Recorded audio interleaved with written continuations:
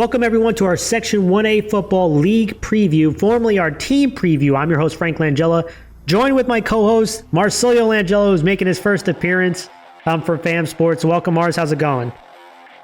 Oh, well, man, and it's kind of crazy to say this, but we're finally back in the football, and people are already getting their week 0 games ready to go, and the season's right here, and I can't believe it. I know. And for those, welcome, guys. Appreciate you guys, as always, for joining the show. If you're new here, we're going to be talking about the league of Section 1A football, going through each of the teams. I'm talking about our thoughts on it, returning players, kind of our overview. Now, we won't go to every single player. It would be way too long of a video. It doesn't mean that we think you're a bad player or anything like that, but we obviously have to keep things kind of quick. But we'll talk about each one of the teams, our thoughts on it, and then we'll, I'll go a couple teams, and then Mars will give his comments on some teams and our thoughts on the upcoming season. And before we do that, though, make sure you guys hit that thumbs up, hit that sub button if you haven't yet already for future videos. If you think about supporting the group even more, think about joining our Patreon. In the description below, there's a free membership, which you'll be able to see our announcements and some of our free content, and paid memberships where you get some exclusive content throughout the season. With that said, Mars, let's dive in to 1A. And a couple changes that have happened to the league, obviously, is Clarkstown South has moved up to AA, which is a change. John J. Cross River has moved down to 1B, and Carmel has now moved to 1A. So some definitely changes going on. There's 12 teams total in the two leagues.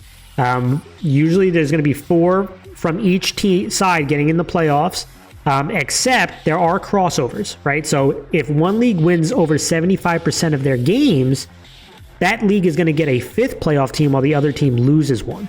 So it'll be 5 for one and 3 on the other if one league wins more than 75% of their crossovers, which I believe is 18 and 6. So yeah, that's kind of how the league is set up. We'll start with the North League, and then we'll do the South League. And I'll go 2 teams, Mars, and then you talk about which one you want to talk about. And let's start with Brewster. First one up is Brewster, coached by Coach Mulvihill, excuse me. And, preseason they're ranked 5th out of the 6 teams in their division. Last year, they went 5-4. They lost at Rye in the quarterfinals. And this is a team, the last 4 years, they're 500, right? So it's been pretty good. They're 5-4, 4-5, 4-5, 5-4. So 500 the last 4 years, which puts them 8th out of the 12 schools in A currently in win percentage. But when I looked at this team coming into this year, and the big question I had is I loved watching them play defense, Mars. This was the 3rd defense in points allowed out of the 13 schools in A, and they're returning 5 of their starters. So there is something that could be there that's special defensively, even though they do have to replace some guys, right? 6 starters defensively. The question I have is offensively. Can they be more consistent on the offensive end? They were 10 out of 13 in points scored. They are returning 5 starters and 3 on the O-line, which to me is huge. That's going to be huge to have that veteran presence up front. They do have to replace their quarterback, but they have a lot of faith in the guy stepping in. And Chase Prohaska, he had some playing time last year, really exploded against Yorktown. Brody Snyder's another one who's competing for the job. So coach was very confident in the quarterback position coming in. They also have, a back who's also been pretty impressive. I'll talk about him. But the big question to me when I look at this team, and I'll talk about the players to watch first. Obviously, I mentioned their quarterback in Chase Prohaska, the senior. This guy is an athletic guy. He's not a super big guy. He's 5'9", 170 pounds. Really exploded against Yorktown. It was like his welcome to Section 1 moment. He was playing other positions, moved into the quarterback spot because of injury, and made some big-time plays for them, running the ball, even throwing the ball. It was wow, there's something there here, and they're very excited about this young man. Trey Ficara is a Frank's finest. Really versatile back, 2-way player for them. He can run the ball, especially towards the C-gap and out, and also as a receiver. Jack McKenney is another Frank's finest. I loved him on the defensive line. Super disruptive. Is going to have to be really important on our offensive line as well. Luke Cunningham is another one at that linebacker spot. Good size to him. 6'3", 195 pounds, was a physical linebacker. I love the way they made teams grind games out. They made it very difficult to move the ball consistently and score consistently. And Adrian Martinez, another one, a wrestler on that offensive line, is going to be super important if this team is going to have success. The big question I have, Mars, for Brewster, can they beat the teams in their league? I'm not going to talk about Somers, right? Somers is its own, they've only lost 2 games in 4 years. So I'm not saying, oh yeah, the expectation is to beat Somers. That's not really it. But can they beat the other teams in their league? You have Carmel in their league. You have Mahopac in their league. You have Yorktown in the league. Carmel's new, and you have Lakeland, right? But just focus on some of the bigger programs. You know what their record, Mars, is for Yorktown and Mahopac, who's been in their league now the last 4+ years? 2-4 versus Yorktown, and 0-6 versus Mahopac. They're combined 2-10 versus Yorktown and Mahopac. If we want to take Brewster seriously, they have to beat these teams, right? I'm not talking Somers, but they have to beat these teams. So I love the confidence they showed at Media Day. I do think they have some talent here, and they were confident, and that's great. But they have to show that they can beat their league teams, and these are two of them that you're going to have to go through. Let's talk about the next team, the new guys, Carmel, coached by Coach Connolly, coming in. Last year was his first year. They were 3rd out of 16 ranked in their division. They went 5-4. They lost at North Rockland in the semifinals in AA last year. And, they've done a lot of winning, Carmel. They went at the time before last year, they won 3 straight section titles. And then obviously lost in the semifinals. They have won 85% of their games the last 4 years, Mars, which puts them 3rd in A in win percentage. And a big part of that, their success last year was offensively. They were the number 1 offense in AA last year in points scored in the regular season. But they are replacing a ton of players. 2 out of 11 starters coming back, both on the offensive line, which is good, but they have to replace the quarterback, have to replace their stud running back, have to replace multiple wide receivers. So a lot of faces need to be replaced here. And Coach talked about the consistency instead of just big plays. They had a ton of big plays last year offensively. Coach talked about just wanting more consistency on their drives and their offense, and they have a lot of young guys going to have to step up. Defensively is where things really struggled. 13 out of 15 in points allowed in AA. They returned 3 starters. Still a lot of people they have to bring back, but they gave up way too many big plays, Mars. I mean, it was at times, the guys are running wide open, contain being wide open, and those type of things, Coach talked about it. They have to be assignment sound.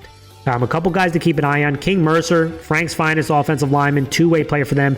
Going to be so important. He's got the potential to be a dominant force on both sides of the ball if he can keep his endurance up, if he can keep that high motor. So that's going to be so important. They're going to need that guy to be a dominant force for them on both sides of the ball. Frank DeGrazio is another one to keep an eye on. He made a lot of plays at the safety spot. He's a Frank's finest, but also going to have to be key as a wide receiver. A couple other guys, Thierry Nemoine, defensive end. He was not a very big guy, but a very impactful pass rusher. Got a lot of negative plays out of him, generate negative plays, against his opponents. Gio Scuderi, Ryan Sinat, a couple juniors Coach was impressed with their offseason work. So interested to see them make some plays. Mars, what do you want to talk about?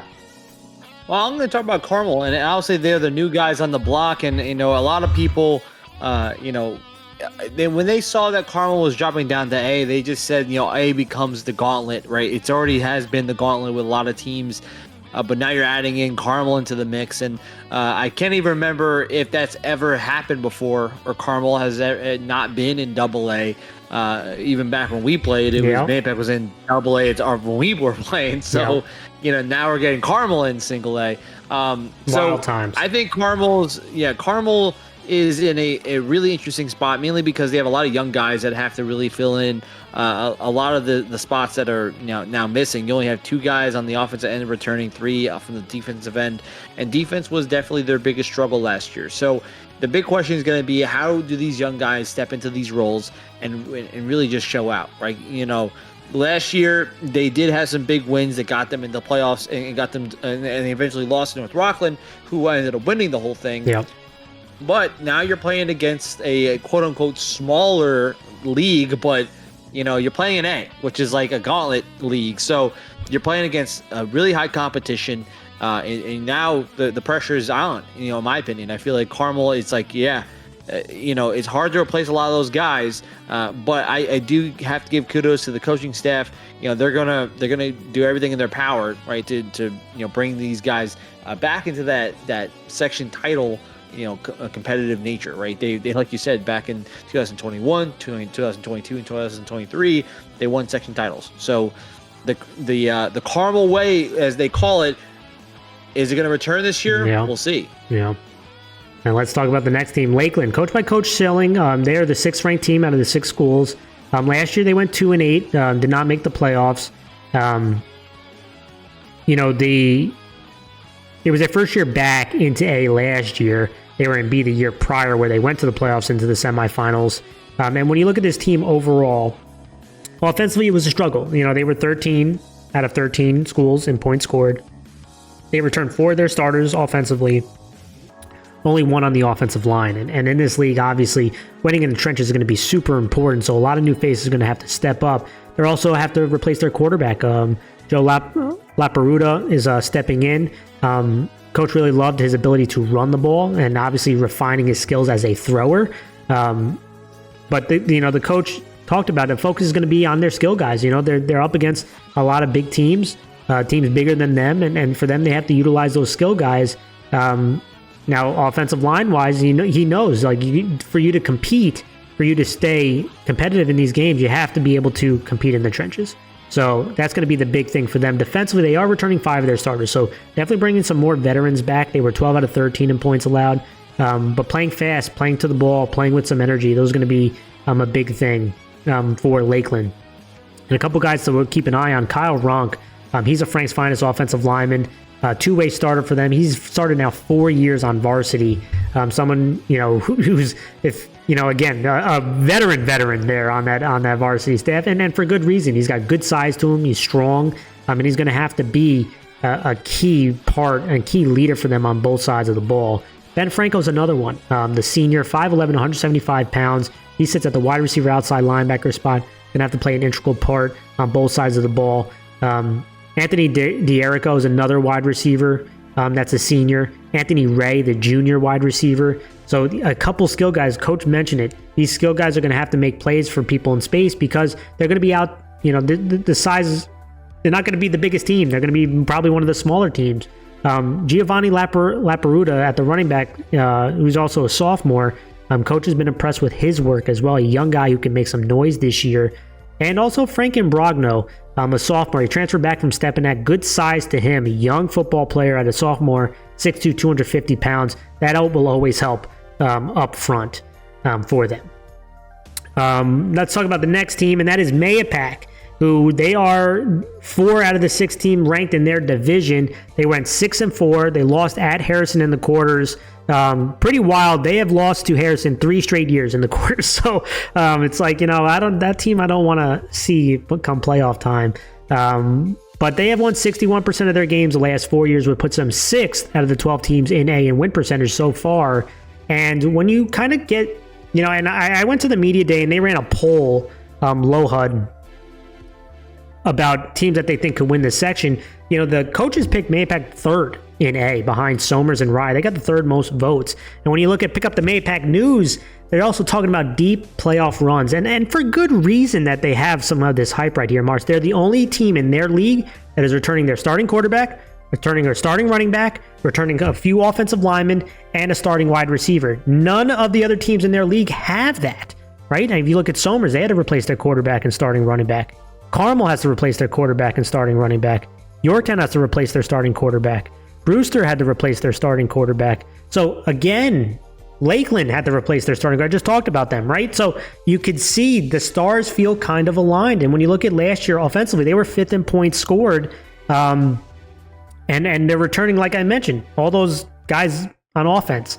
So to me, I feel like the stars are aligned for them to make some noise in this one. And I feel like they should be the 2nd seed in this league. I'll say that right now. I really do. They have the pieces there. The problem is they've only, one playoff win in the last 8 years, right? So that's going to be the big question. It feels like it's set up this time to make a run. I feel like they have the tools, the pieces to. A couple guys to keep defensively. They were 8th out of 13 in points scored. So at times they did give up a lot of big plays defensively. But they're got some guys here. Nate Maskell at the running back spot. He was an integral part of that offense. Is back. They move him at the running back spot. They move him at the receiver spot. A couple of offensive linemen led by Matthew Bentavega at the center spot. Physical guy. They got some size up front. He's not the tallest guy, but he's a strong, plays with a lot of energy, plays with a nastiness. He was a Frank's finest. And they have a couple other linemen that are pretty big. And even at the wide receiver wide receiver spot, and Shoddy, who made some big plays for them, had that game-winning touchdown versus Brewster, made some big plays in the passing game. I feel, again, the stars feel kind of aligned here for a Mahopac to make some noise. And I feel like they should. I feel like it'd be a little disappointing if they aren't. But Mars, who do you want to talk about? Yeah, I'm going to talk about Mahopac. And, Mahopac being one of the bigger schools in A. We mentioned how back when we played, Mahopac was a AA school. So dropping down into A, now you're the big boys on the block. Similar to like how, for years you look at now New Rochelle was one of the biggest schools. Arlington was one of the biggest schools. The same thing, right? It was kind of like there's that expectation that now you're playing among smaller schools and you have a lot more people compared to others, and that kind of fits the bill here because you have a lot of guys returning, like you mentioned, even quarterbacks returning, and you have a lot of playmakers, right? This seems like one of those years that Mahopac gets a lot of size, a lot of skill players, a lot of the stars aligning that gives them the opportunity to make a lot of noise. And like you said, there's now been kind of a lot of like that, that not just the noise from like just from looking at the books, but there's also kind of like that media noise where it's like, hey, everyone's kind of expecting that Mahopac is going to make a lot of sounds this season, and I do agree with you. I feel like they should be that second seed. Somers obviously is that consistent contender, but if all the stars are aligning, it's kind of the expectation that you're going to see that Mahopac should be up there, right? And it's almost like it would be a disappointment if they didn't, right? That's the negative when you get a lot of that. You're not under the radar. You're above the radar. You're out in the open. You know what I mean? So that's kind of something that I feel like, is going to be interesting to see what happens here. Yeah, absolutely. And let's continue to the next team, and that is the champs, and that's Somers, coached by Coach Anthony DiMatteo. They are the number one seed. Obviously, they were ranked number one in their division.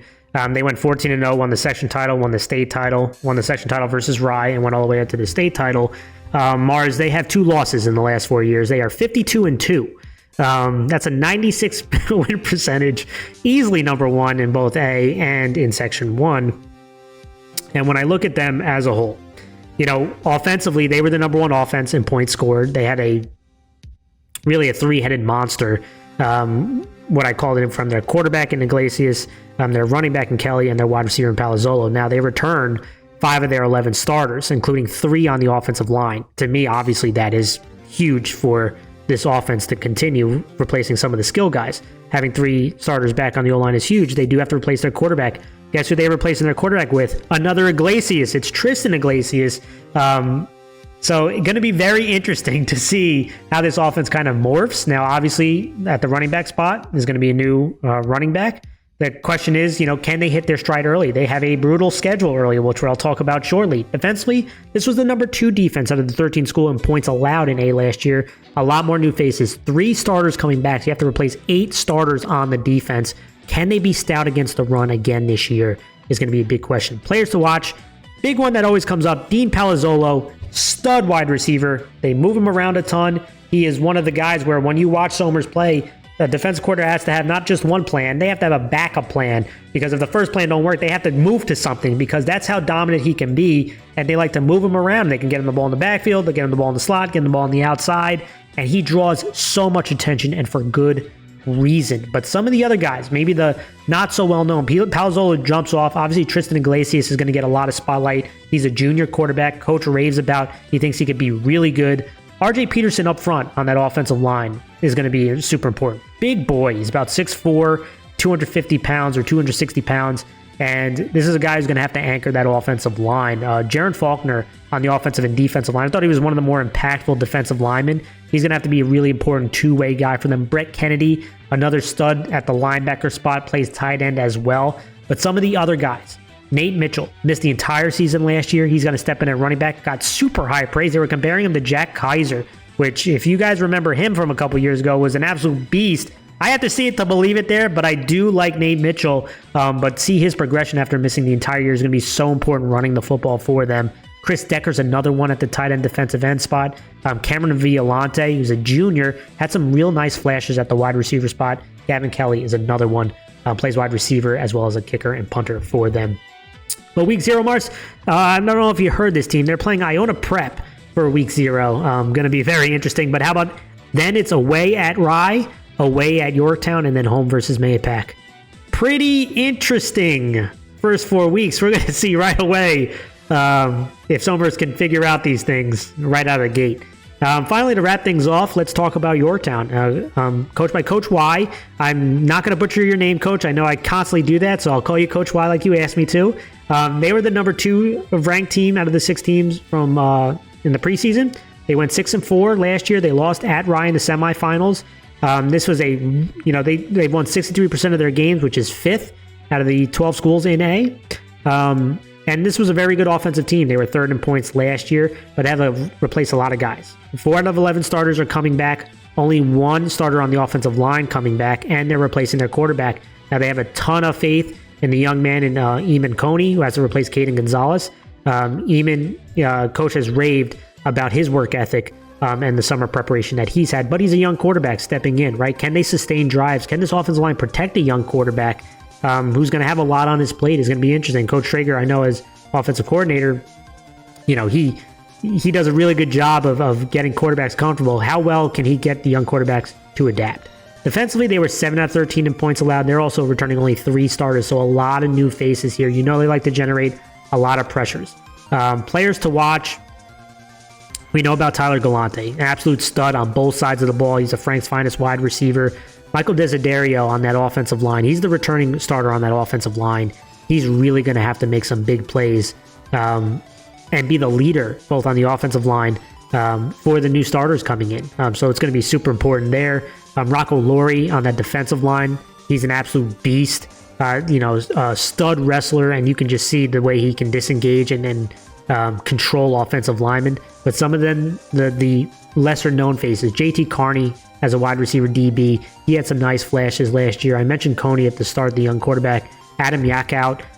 He's a kicker and defensive back. Tyler Carciati, probably butchered his name again. I know I was getting some flack for it at Media Day, but this is a young man. He can actually, he might be someone, had some real flashes last year who can take that next step up, playing at that running back and linebacker spot. Dion Balaj at the defensive line spot. Anthony Capelli, at the linebacker spot as well. So a lot of young guys, Mars, are going to have to step up, or inexperienced guys stepping up for Yorktown. Who do you want to talk about?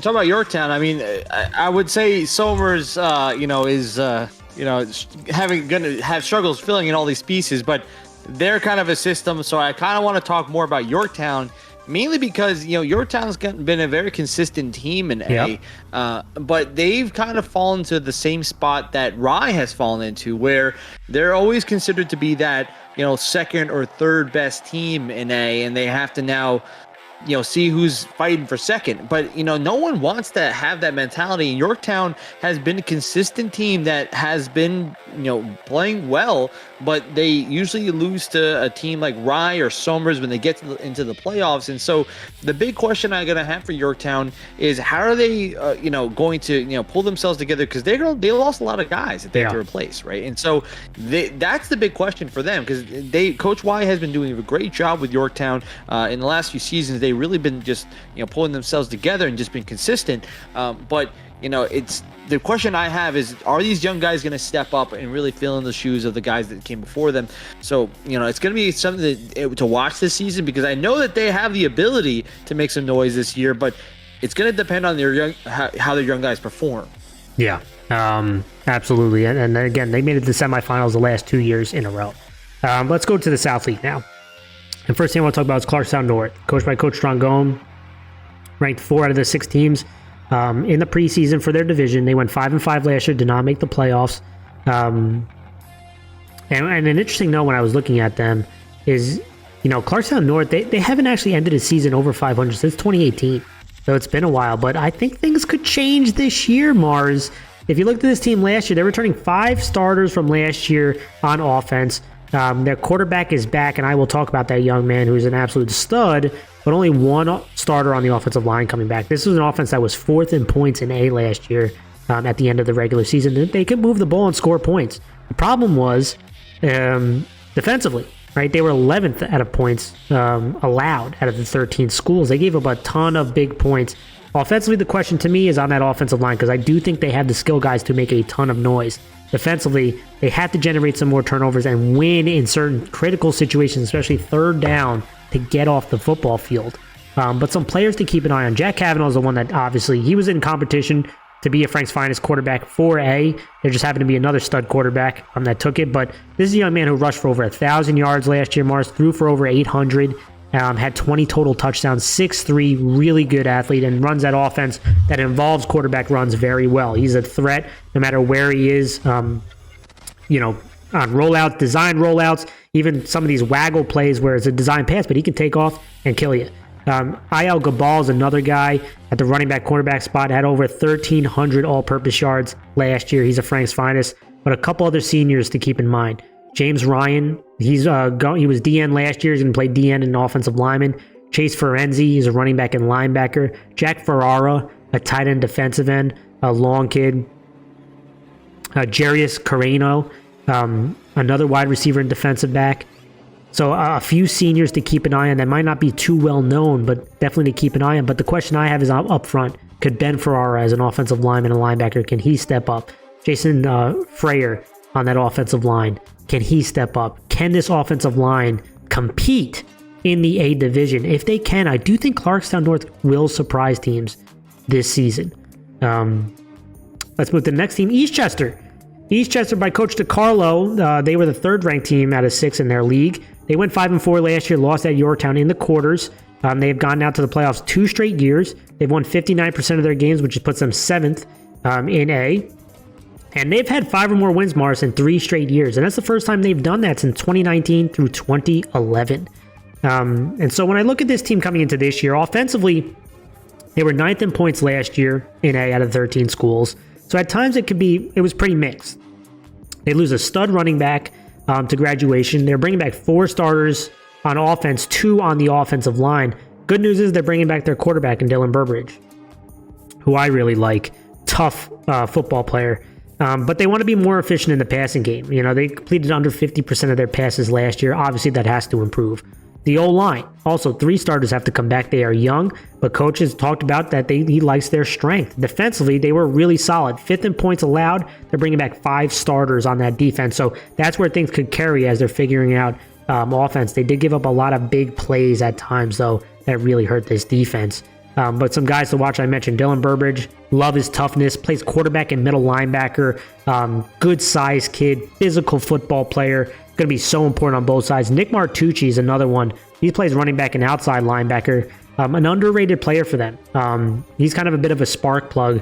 But Radon Jashaj, who's going to have to lead ways offensively on that offensive line and defensive line. Good, solid size kid, number 52. Peter Telesco is a Frank's Finest at the defensive end spot. He was very disruptive. Also plays tight end. And a couple other guys who might not be well known. Jaden Saab plays wide receiver and corner. Christian Catalano on that offensive line. And Matt Laparino. Mars, who do you want to talk about? I'm going to talk about Eastchester, and Coach DiCarlo has done a great job. The team's always been a tough opponent for most teams ever played against them, and defensively they've always kind of been hard-nosed defense, and that's what always kept them in games. The biggest thing that they struggled with was kind of just that consistency on offense. And like Coach mentioned, he's going to definitely try to minimize the big plays. And, I think the big question I have is, and you mentioned earlier, the offensive line, right? How are they going to perform? They are, a young group, right? And they really have to get that chemistry and that cohesion together because, that's really what's going to set the stage for this offense, right? If they have a good offensive line that can really open up the holes and get a real clear running game going, then I think the passing game is going to really open up, right? I think that's going to be the big thing that really will set the stage for this offense going forward. Yeah. Let's talk about the next team in Fox Lane. Coached by Coach Giuliano, Andrew Giuliano. They're ranked 5th out of the 6 teams in the South League. Last year they went 3-5, did not make the playoffs. And when I look at this team, which is interesting, if you look at the last 4 years, they made the playoffs in 21, no playoffs in 22. Made the playoffs in 23, no playoffs in 24. Is it every off year we make the playoffs here? Well, we will see. But when you look at this team coming in offensively, they were 8th in points scored last year out of 13 schools. They returned 4 of their starters, 2 on the offensive line, but do have to replace their quarterback. And it's a competition in Soroti and Rudolph that coach was talking about. They were competing this summer. But the big thing that coach drove to me when I spoke to him on offense was taking care of the football. It was a huge struggle for them. They turned the ball over quite a bit, and it cost them in big moments. They did force some turnovers that helped them win, but the turnovers definitely hurt them. Defensively, they were 10th. So again, had some moments, some strong moments of them forcing turnovers, but gave up a lot of big plays. They returned 4 starters on the defensive end. They really want to try to take the ball away this year. The big guy to watch, to me, Justin Soroti. This young man, he plays defensive end and linebacker. Obviously, on offense, going to be competing for quarterback. He really stood out on tape. This is a guy he plays with a nastiness, can really hit you, light you up. He made some huge plays when you watch Fox Lane defense on tape. But a couple other guys, Joe Cerrone, senior, big, smart offensive lineman. He's going to be so important. In A, you have to be able to compete in the trenches. Gabe Rogers is another one. He played in a few games versus pretty good competition, but got hurt, which cut his season short. Evans Stackle, running back, defensive back. Coach really loves this young man as an athlete. He definitely has the ability to break big plays. Chase Stonecipher, the junior, 6'2" wide receiver. And again, if they can get him the ball, figuring out the quarterback spot, he can make some big plays. You also have Will Rudolph, who's the young sophomore quarterback. I think Rudolph is a famous name over at Fox Lane. I know there was another stud Rudolph. And Gavin Momola, another sophomore. So you're going to see some young, who's a 3-sport athlete. You're going to see some young guys have to step up for Fox Lane this upcoming year. Let's talk about the next team. We have Harrison, who was ranked second out of the 6 teams in A in the preseason. They went 6-4. They lost at Somers in the semifinals. And Mars, do you want to... Harrison, unfortunately, they have run into Somers every time they've gone to the playoffs and have lost to them. They lost in the semis, 24, lost in the championship in 23, lost to Somers in semis in 22, and lost to Somers in the quarters in 21. That's like, God, man, can we not get Somers as a playoff team? Unfortunately for them, but they have won 68% of their games the last 4 years, and that puts them 4th in win percentage in A out of the 12 schools. And they've had 5 or more wins, Mars, in 4 straight years for the first time since 2010 through 2013.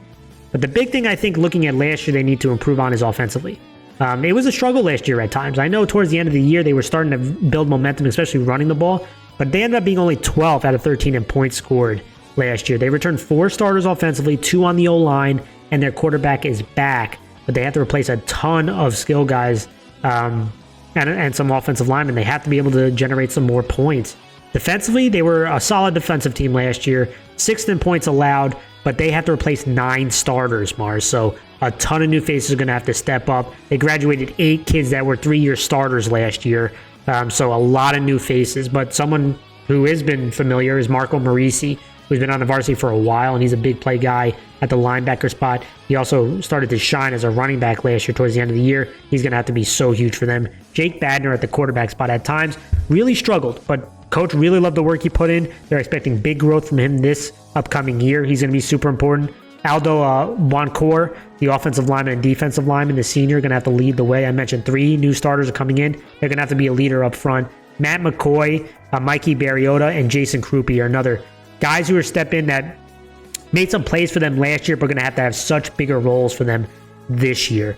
Jason Krupe is another guy who I think has a ton of potential, but again, will he make that big jump is going to be the big question. Thoughts, Mars? Yeah, I think Harrison, I kind of say it every year because it just follows the consistency. Harrison's been the kryptonite for Mahopac in the playoffs, and then Somers is the kryptonite to Harrison in the playoffs every single year. Yep. It feels like those always the same, scenario happens every time. But yeah, Harrison has been very consistent. They've been very successful, obviously, the last few years, and being the 4th best winning percentage when it comes to the A. It just feels as if they just keep getting stuck at the same spot. And this year, they're going to be definitely, they have to replace a lot of guys. And I think that's going to be the biggest concern that I would look at. And Coach, I'm sure it was concerned as well. But, it's really going to really depend on the young guys to really step up. And, the one thing that I think, compared to a lot of the teams in A, Harrison doesn't really usually show up with like 40 plus guys right on a team. Usually they have 30 players onto their squad, and when you do show up with like that lower 30, every player matters, right? Yeah. They mean so much to that success of that program. And, even that being the case, Harrison has been very successful. So you could definitely give a lot to the coaching staff and to the players to really just, push and fight their way to be consistent. So the question is going to be, will they continue that? That's going to be the question for this year. Yeah. Let's go to the next team in Nyack. Coached by Coach Anthony DiMarcico, excuse me. Talking a lot, that's what it does to you. So again, looking at Nyack last year, they went 2-7. They did not make the playoffs. And when I look at this team, offensively, again, some high and low moments, right? They ended up being 11th out of 13 in points allowed, but you did see on tape, watching their games, that they had some nice bright moments. They are returning 5 of their starters, 2 on the offensive line, but had to replace their quarterback. Devin Bierfeld and Jimmy Kangro competing for that job. I'm interested to see what the result is on that. But Coach talked about offensively looking to improve their consistency, both in execution and in finishing drives is going to be super important. Like I said, they moved the ball well at times, but they really struggled, especially in the red zone. Defensively, they're only returning 4 out of 11 starters. This was a defense that was 9th in points allowed last year. But Coach talks about wanting to be more aggressive. The big thing that Nyack's concern is depth, right? Do they have the depth to compete in this league? And a couple guys to keep an eye on. First things first, Aiden Swan at the defensive back spot. I really like, again, his ability to read on there. He was a Frank's finest defensive back. But a couple other guys. Will Hayes at the outside linebacker spot, a returning starter, a leader on both sides of the ball. He plays wide receiver as well. They really like Devin Bierfeld. He plays quarterback and linebacker. He was a tight end for them last year, made some big plays. They're expecting some big things from him at the quarterback spot. Noah Sims is another one who's a newcomer. The coach talked about his upside. Connor McGrogan, wide receiver and defensive back. Abdul Dirosimi, who's a running back. So there's some guys who Coach has a lot of confidence in. Julian Silverman, another one. So there's going to be quite a few players that are going to have to step up, especially competing in this league. But, I feel like the South League is definitely more open this year than maybe in years past. So interested to see that.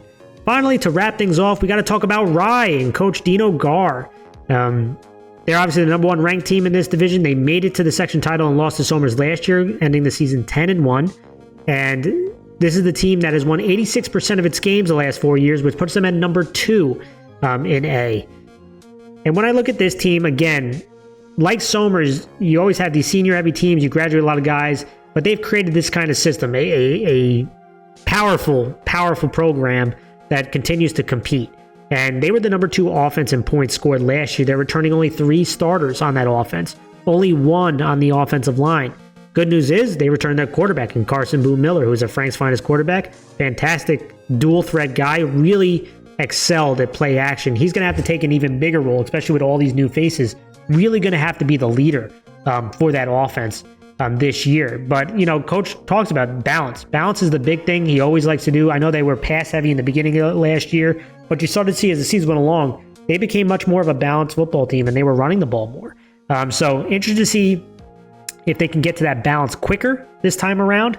Defensively, they were the number 1 defense last year in points allowed at the end of the regular season in A. They do return 4 starters, so 1 more starter compared to their offense, but a lot of new faces, Mars. And Coach thought at times last year the defense was becoming more of a read defense and when they like to be super aggressive. And he thinks he wants to be more aggressive this year. So looking at the players to watch, obviously it starts with their quarterback in Carson Miller.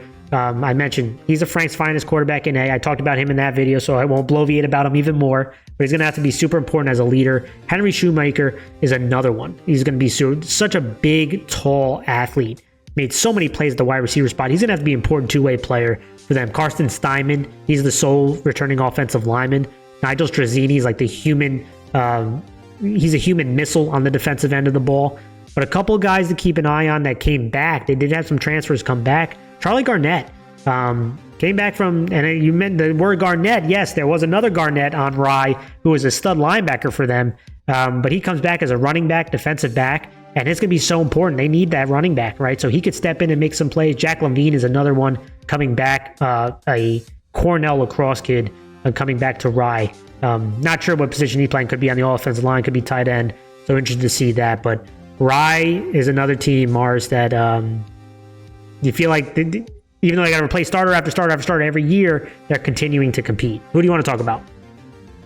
Talk about Rye. I mean, like, I mentioned earlier that Yorktown is one of the teams that is always there, but they just miss it. And I feel like that's really Rye right now. Rye has always been that consistent number 2 that we've seen. I mean, I know Harrison a few years ago had met Somers in the section final, but Rye has been Somers' biggest rival, right, altogether. And I feel like, the fact that they're playing week 1 officially in this this baby. year is kind of wild to me, seeing that happen. And I don't know if that's necessarily that might be more beneficial to Rye, seeing Somers early and versus getting more tape on him. But this is going to be like the battle of the Titans, and Rye has like a lot to prove. I mean, they want to obviously reclaim that Class A title. So that's going to be the big question of whether or not, yes, we all know that they're a strong program that always finds these great players that have been coached well to replace a lot of these starters. But the big question is going to be obviously Boo Miller. I've obviously talked a lot about him last year, saying that he's a guy can hit anywhere on the field consistently, and he's proven that he's one of the best quarterbacks in A.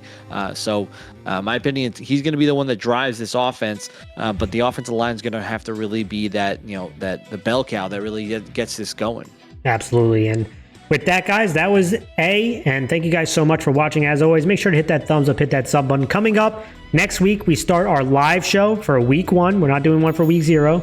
We're doing it for week 1. That's when we start our live shows, and I will be putting out my bold predictions for our Patreon paid members, I believe either Friday or Saturday, so keep an eye on for that as well. But thank you guys so much, as always, for tuning in, and we'll see you all very soon.